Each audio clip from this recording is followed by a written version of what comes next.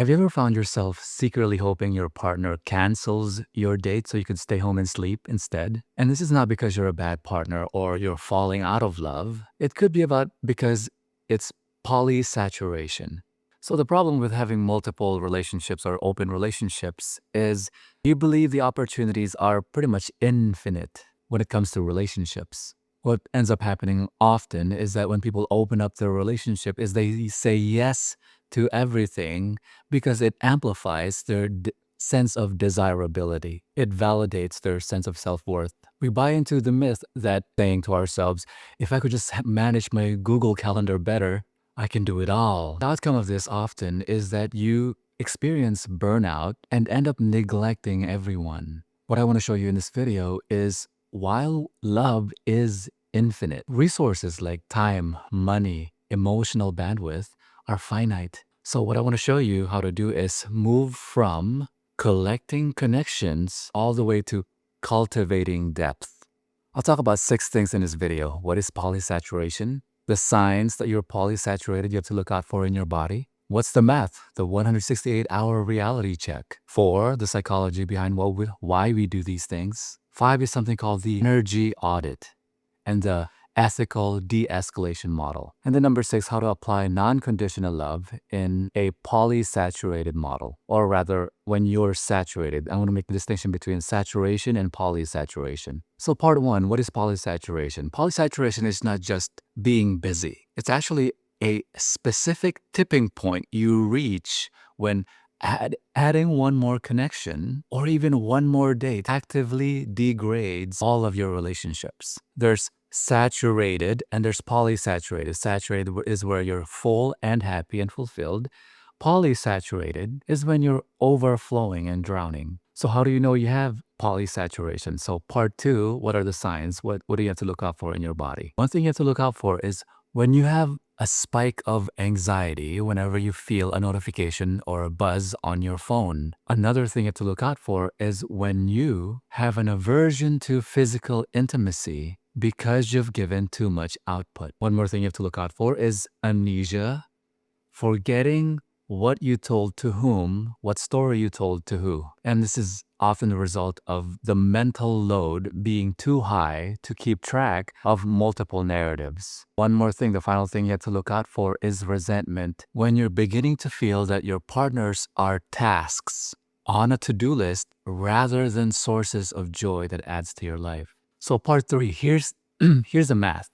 The 168-hour reality check that you have to do. In a week, there are about 168 hours. Actually, there's actually 168 hours. Subtract to that about 56 hours of sleep, 40 hours of work, much more than that for a lot of us. And then for chores, commute, hygiene, upkeep, 25 hours around, much longer than that if you have a lot of hair. So you are left with about 47 hours divided into that week for things like entertainment or life connections. So let's say you have 3 friends, 2 children, and you have hobbies, and if you have a business, the math literally cannot work, which means you have to borrow time from your sleep or your sanity, or in my case, for my workouts, which is a no-no. So part 4, here's why we do this. What's the psychology? So one of them is the scarcity mindset.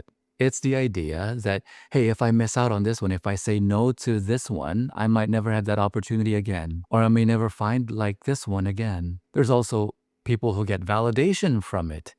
If I have 5 connections, people that want me, I must be 5 times as valuable. It's attached to their self-worth. And then there's something called avoidance. You might collect new partners in order to avoid problems with your existing relationships. There's also something sometimes called NRE chasing. NRE stands for new relationship energy. So here's how we fix this. Part 5, the energy audit and a de-escalation that's ethical. So very important. I want you to sit down sometime and really focus on this one thing, and you have to focus on, do an audit of your connections, your current connections, and find out who is the person that gives you energy and who takes away from it. In other words, who's draining your energy. The other aspect of this audit is something called a solo block time for yourself. If you're not wanting to date yourself, in other words, finding activities in which you enjoy on your own, then you become less of an interesting person to be around because you have much less to give others. You're more of outsourcing your enjoyment of life to others rather than you're sharing your life with others. So schedule time with yourself first. So let me show you an example of how to say no without rejecting the person. Remember that you can communicate incredibly direct without being harsh. And this is one way it could sound like, hey, I have so much love and adoration and respect for you. The thing is, currently, unfortunately, I have about zero capacity, logistical capacity, to be the partner that you deserve. And that would be unbelievably tragic and painful for the both of us. So what I figured I need to do is to pause on new dates because the last thing I want to do is let you down. And finally, part 6, how does non-conditional love play into this? Non-conditional love is an idea talked about, is one of the premises in the book OLNE. You should really read the book. It's on Amazon. This is actually where non-conditional love saves you. Non-conditional love, remember, is your wanting for your beloved's happiness intrinsically to your own happiness, regardless of your involvement. And the way it plays out in a multiple partner relationship in the context of polysaturation is that you don't have to be your partner's everything. In fact, I say this at the outset, no one can be everything for anyone. This means is an assurance for you that you don't have to be doing a lot of things for your partner. They have other relationships which they can be fulfilled with. They have an unmet need. They have other relationships which could fulfill that. And if they have an unmet need that they'd like to have with you, they can simply communicate it and you can negotiate. Again, in the book OLNE, it talks about how to firstly ask and manage relationship to facilitate those things, and then how to facilitate those things. So here's what we talked about in this video. Here's what you learned. Polysaturation as opposed to saturation. Saturation being fulfilled, full and happy.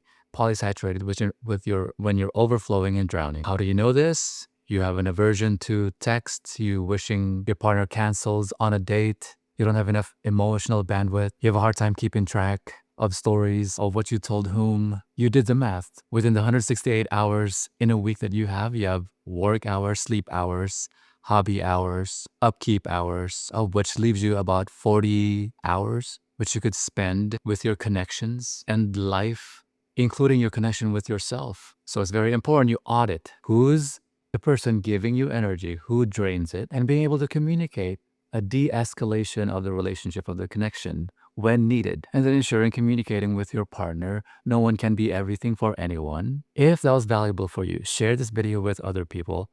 Leave a comment below if you have any questions. I'll talk to you on the next video. And by the way, read you and your partner or you yourself before you start any relationship. Hit the book OLNE on Amazon. This is a book you're going to wish you read before you started or had any relationship.